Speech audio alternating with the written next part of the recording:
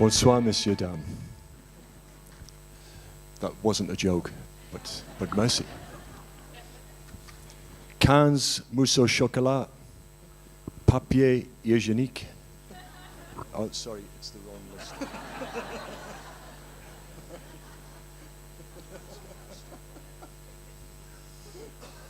It's an incredible privilege to work with people like Mathieu, like Kieran, not so much Mike, like Isabel, like Lola. Isn't Lola amazing? Honestly. So I have the privilege of working with people who are social entrepreneurs, who are educators, who are policymakers, who are change leaders, all working to empower young people to become like Lola. Not necessarily exactly like Lola, although a world of Lolas would be an amazing place. These are all people who are essentially working to empower young people as, what do we say in French, agent de changement ou agent de changer or something along those lines.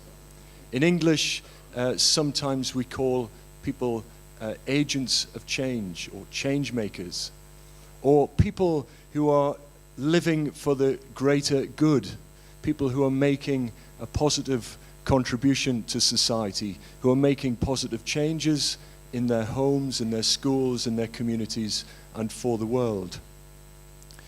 And that's essentially the common theme that I think connects all of these amazing and inspiring people, but not Mike.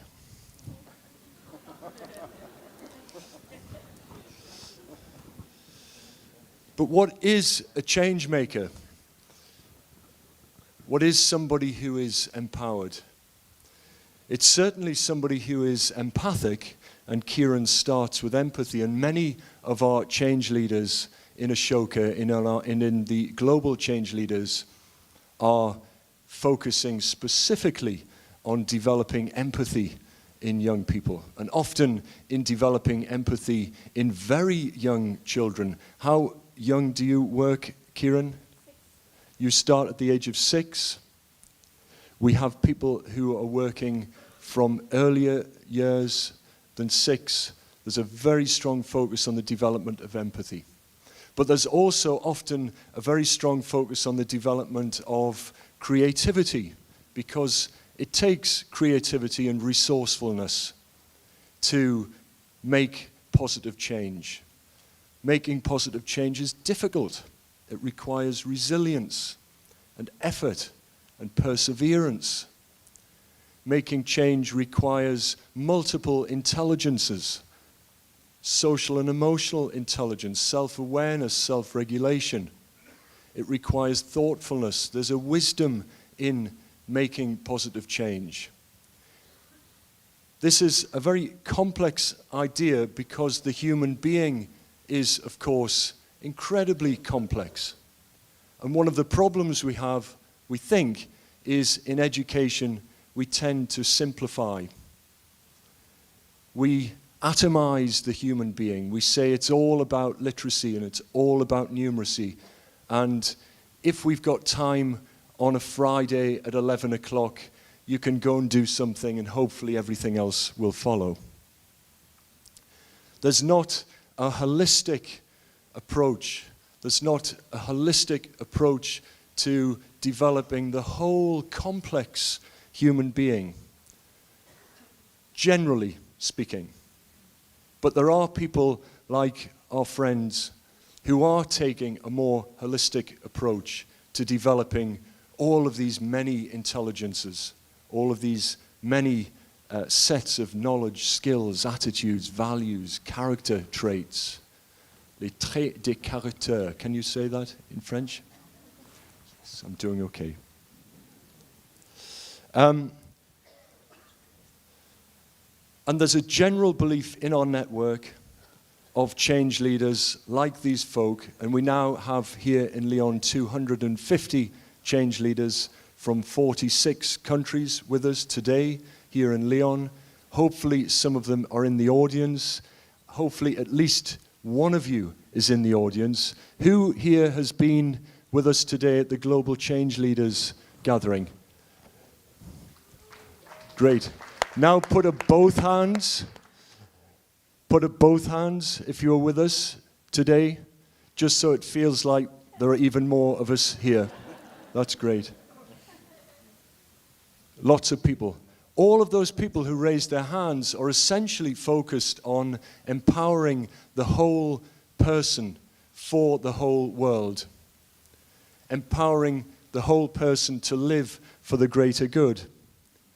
But more than that, they're focused on changing education systems so that the central focus of education systems is not getting kids through test scores and pushing them out the other end of school into jobs that might not exist tomorrow, but rather the focus is on nurturing the whole child from very early years, from zero. Maybe, in fact, I know some people are working from -9 months because, of course, our development starts at -9 months. And it's through our experiences from -9 months throughout our childhood and throughout our adolescence and continually, of course, throughout our adulthood that we develop these deep human qualities of empathy and creativity and all of those other things that are required to live for the greater good.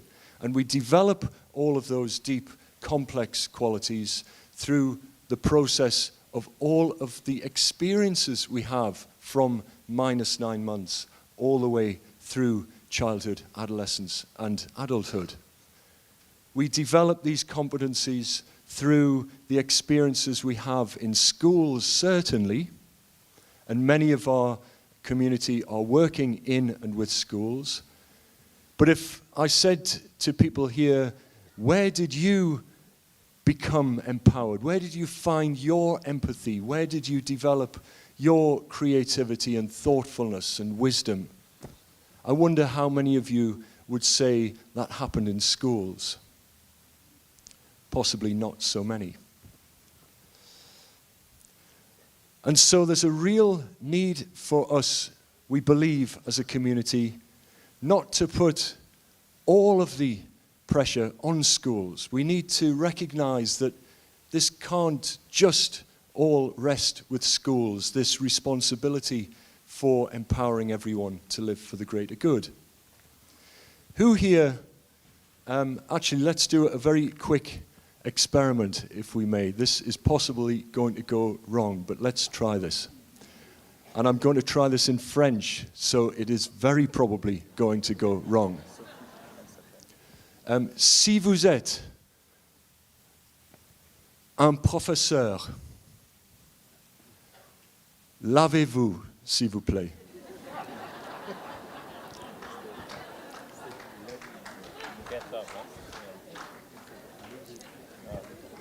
Oh, sorry, levez-vous.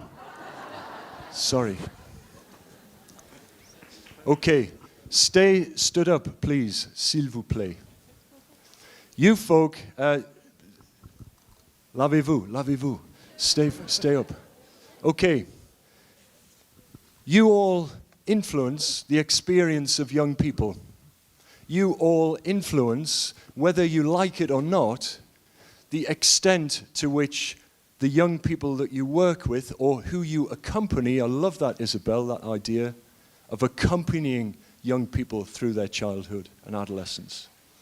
You all influence the extent to which the young people that you accompany through life become empowered. But who else does? Who here is another kind of educator? Are there any other kinds of educator in the room? Stand up if you're a parent. Who's a parent? Who's a grandparent? Actually, stay seated if you're a grandparent. Who's a grandchild? Sit down if you're a grandchild. Nobody sat down. Hang on. How does that work? No, sit down if you're a grandchild. Nobody is a grandchild. We don't do evolution in schools anymore, I think.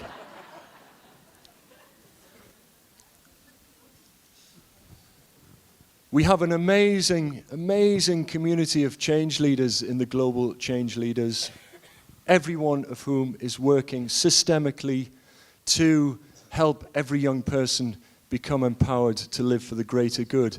But we often get accused of being utopian. Oh, this is kind of sci-fi fantasy that education systems could become these beautiful things, producing beautiful people like Lola. Not so much Mike.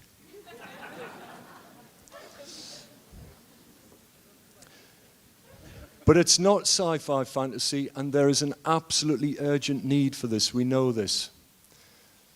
We live now in a world of hyper-connectivity. I think I'm right in saying, who knows what the human population was 50 years ago? La population des humans. 50 years avant.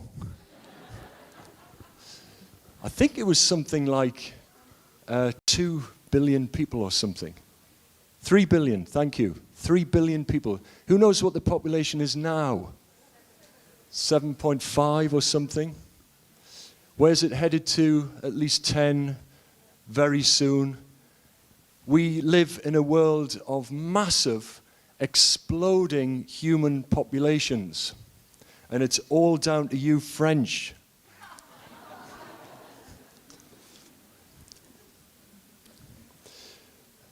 We're bumping up against each other all the time. Urbanization and migration is a massive fact of life now. If you're not being a Lola, if you're not making a positive contribution, you're probably causing harm. And you'll be marginalized, probably. We live in a world of incredible complexity. Complex connections and complex decisions and dilemmas all the time. If you're not becoming this kind of person who is empowered to make change in a complex world, you're going to struggle to do well in this world. And we live in a world of incredibly accelerating change. We live in a world of volatility. A world of technological advancement and AI and AR and VR and V whatever those acronyms are. We live in a world of climate change and massive economic change, changing workplace, changing cultures and family life, and this rate of change is accelerating all the time. You need to become empowered in order to cope with this change. But more than that, you need to become empowered in order to steer or direct this change in a positive direction, make this inevitable change positive change. Everyone needs to become empowered. And we know it's very difficult to become empowered. What's the experience that you have to have? Many of our members are providing experiences of young people in nature that are empowering. People using art and culture and sport and civic participation and conversations to empower young people. But most of all, most of our members are focused on giving young people the very real embodied experience of making positive change. They're getting kids out of classrooms, putting them into communities, they're inviting young people to find problems that resonate with them as young people, and they're helping young people have the experience of making a positive change. And it's through that experience of making positive change that young people find their confidence and their skills and their inclinations to make more positive change. That's what everybody is doing. The GCL is a global community of people who are all aligned to transforming education systems into learning ecosystems in which the whole city, the whole community works together to provide every young person with the experiences that they need in order to become empowered, in order to make a positive contribution to the world. This is not science fiction. We are here in Lyon because we have some brilliant change leaders in our community who live here in Lyon, and I'm going to single out one in particular any moment, Angélique Figari. Where is Angélique? She's sitting down at the front. Angélique, not alone, always with a team, always collaborating, but Angélique is weaving together teams of change leaders in Lyon Métropole, including change leaders in Lyon Métropole at the political level and at the policy and administrative level, which is fantastic, by the way. There are not many cities where we have visionary politicians and administrators who are willing to experiment with this kind of idea. Angélique and her team are weaving together this approach to transforming the whole of Lyon Métropole into a learning ecosystem, and this is going to be terrible, territoire d'apprendre. I think I got that right. I would really encourage you, if you live in Lyon and want to contribute to changing the Lyon education system into a learning ecosystem in which all of us as parents, as teachers, as policymakers, as media actors, as employers, as unions, as universities, all working together collaboratively to transform the experience of learning, the experience of growing up for every young person in Lyon. If you're interested in doing that, this is Angélique's email address. Now I'm actually going to give this out. A. Point. F. I. G. A. R. I. At. E. D. U. F. L. O. W.